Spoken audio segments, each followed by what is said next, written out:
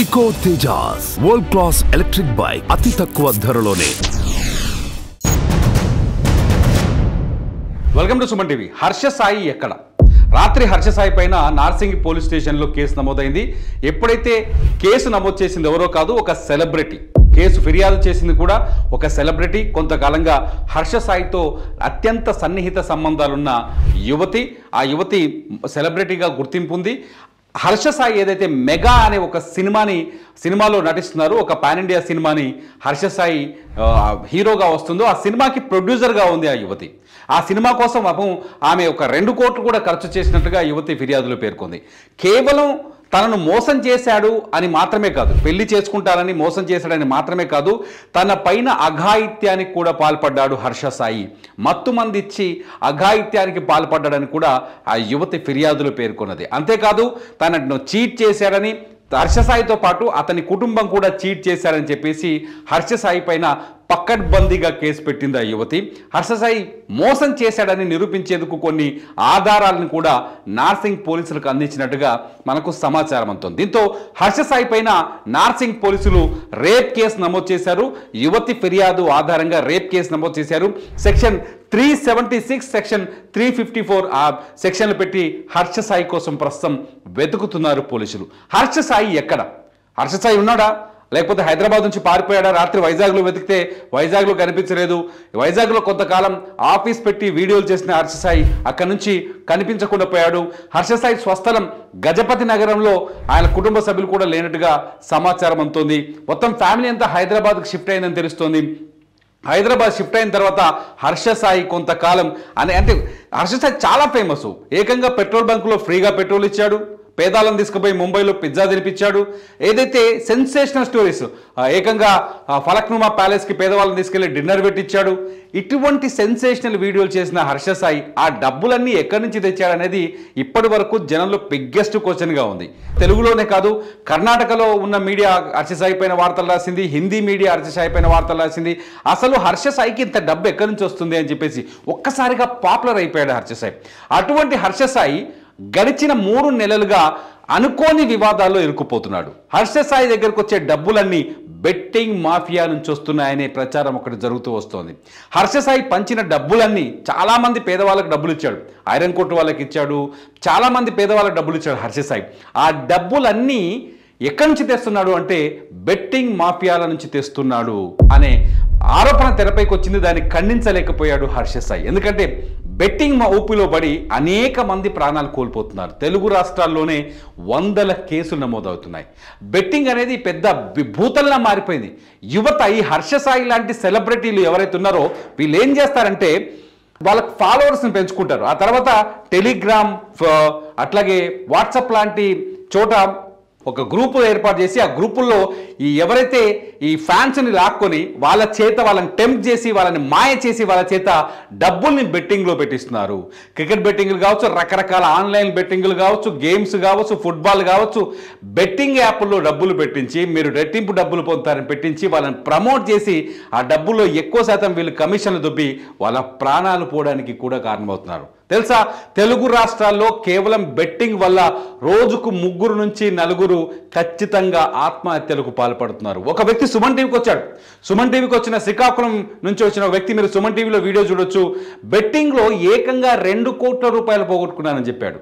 40 లక్షలు అయితే డైరెక్ట్గా పోగొట్టుకున్నాను, మిగతా డబ్బులు తెచ్చి బెట్టింగ్ వల్లనే నేను 2 కోట్లు నష్టపోయాను, నేను నా ఫ్యామిలీతో ఆత్మహత్య చేసుకోవాల్సిన దుస్థితి వచ్చింది, నన్ను కాపాడండి అంటూ సుమన్ టీవీకి వచ్చాడు. ఇటువంటి వాళ్ళని హర్ష సాయి లాంటి గ్యాంబ్లర్ అనాలో, హర్ష సాయి లాంటి సెలబ్రిటీ అనాలో, ఏకంగా వీళ్ళు కూడా బెట్టింగ్ని ప్రమోట్ చేయడం వల్ల ఆ డబ్బుల్ని వీళ్ళు తింటున్నారు, తీసుకొచ్చి యూట్యూబ్లో లేకపోతే సెన్సేషనల్ వీడియోలు చేయడానికి వాడుకుంటూ వస్తున్నారు హర్ష సాయి. ఇవాళ మహిళను కూడా అన్యాయం చేసి ఒక మహిళ పైన కూడా ఒక మహిళకు కూడా మోసం చేసినట్టుగా తేలిపోయింది హర్ష సాయి. మొత్తంగా హర్ష సాయి ఇప్పుడు ఇరకాటంలో పడ్డాడు. రాత్రి నుంచి హర్ష సాయి ఫోన్లు స్విచ్ ఆఫ్ అయ్యాయి, హర్ష సాయి కుటుంబ సభ్యుల ఫోన్లు స్విచ్ ఆఫ్ అయ్యాయి. హర్ష సాయి అనుకోకుండా ఏదైతే సెలబ్రిటీ వివాదాల కేంద్రంగా మారిన నార్సింగ్ పోలీస్ స్టేషన్లో కేసు నమోదైంది. ఇప్పుడు హర్ష సాయి ఎక్కడ? హర్ష సాయి కోసం గాలిస్తున్నారు. ఇప్పుడు నార్సింగ్ పోలీసులు హైదరాబాద్లో సెర్చ్ చేస్తున్నారు. రాత్రి నుంచి అతని వివరణ తీసుకోవడం కోసం పోలీసులు ఫోన్ చేస్తే పోలీసులు ఫోన్ ఎత్తలేదని తెలుస్తుంది. ఇటు వైజాగ్లో హర్ష సాయి బ్యాక్గ్రౌండ్ ఉంది. వైజాగ్ నుంచి హర్ష సాయి ప్రస్థానం మొదలైంది. వైజాగ్లో హర్ష సాయి ఆనవాళ్ళు కనిపించట్లేదు. హర్ష సాయి వైజాగ్లో ఉన్నాడంటే అక్కడ కూడా లేనట్టుగానే సమాచారం అవుతుంది. ప్రస్తుతానికి హర్ష సాయి మాత్రం చాలా క్లియర్ కట్గా పోలీసుల్లో చెప్తున్న మాటల ప్రకారం, చట్టం ప్రకారం హర్ష సాయి ప్రస్తుతం పరారీలో ఉన్నాడు. అయితే హర్ష సాయి మీద కేసు పెట్టిన అమ్మాయి మామూలు అమ్మాయి ఏం కాదు. ఆమె పేరు బయట పెట్టాల్సిన అవసరం లేదు, ఆమె పేరు చెప్పాల్సిన అవసరం లేదు. కానీ తను కూడా ఒక సెలబ్రిటీ అనేది చాలా స్పష్టంగా అర్థమవుతుంది. గతంలో అంటే ఈ హర్ష సాయి మాదిరిగానే తను మీడియా రంగంలో అంటే కెమెరా ముందే ఉంది, ఇండస్ట్రీలోనే ఉంది, సినిమా ఇండస్ట్రీలోనే ఉంది, లేకపోతే ఫిలిం ఇండస్ట్రీలోనే ఉందని అర్థమవుతుంది. ఆమెను పెళ్లి చేసుకుంటానని ఆమెతో కొంత సన్నిహితంగా ఉంటూ ఆమెకు నమ్మకం కలిగించిన హర్ష సాయి ఒక్కడే కాదు, హర్ష సాయి తండ్రి రామకృష్ణ పైన కూడా ఆ యువతి కేసు నమోదు చేసింది.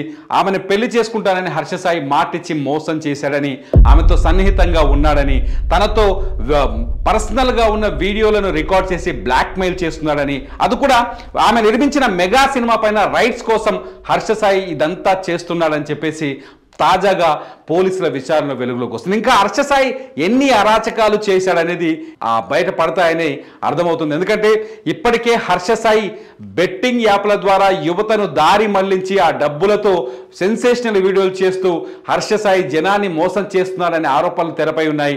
ఇప్పటికే దానిపైన స్పష్టత ఇవ్వలేక హర్ష సాయి అట్లా మూలిగా నక్కపైన నేను తాటిపైన పడ్డట్టు హర్ష సాయి ఇరుక్కుపోయి ఉన్నాడు. బెట్టింగ్ యాప్ల ప్రమోషన్స్ అంశంలోనే హర్ష సాయి క్రెడిబిలిటీ తగ్గుతూ వస్తుంది. ఈ దెబ్బకి హర్ష సాయి క్రెడిబిలిటీ ఎక్కడికి వెళ్తుంది అనేది అర్థం కాని పరిస్థితి ఏర్పడింది. ఎందుకంటే మహిళను మోసం చేయడం అనేది అత్యంత నీచమైన పని అవుతుంది. ఎందుకంటే ఒక యువతికి ఆశలు రేపి ఆమె డబ్బులు వాడుకొని ఆమెని పర్సనల్గా హింస పెట్టి అఘాయిత్యానికి పాల్పడి ఆమె వీడియోలు తీసి బ్లాక్మెయిల్ చేసిన హర్ష సాయి ఇప్పుడు పరారీలో ఉన్నాడు.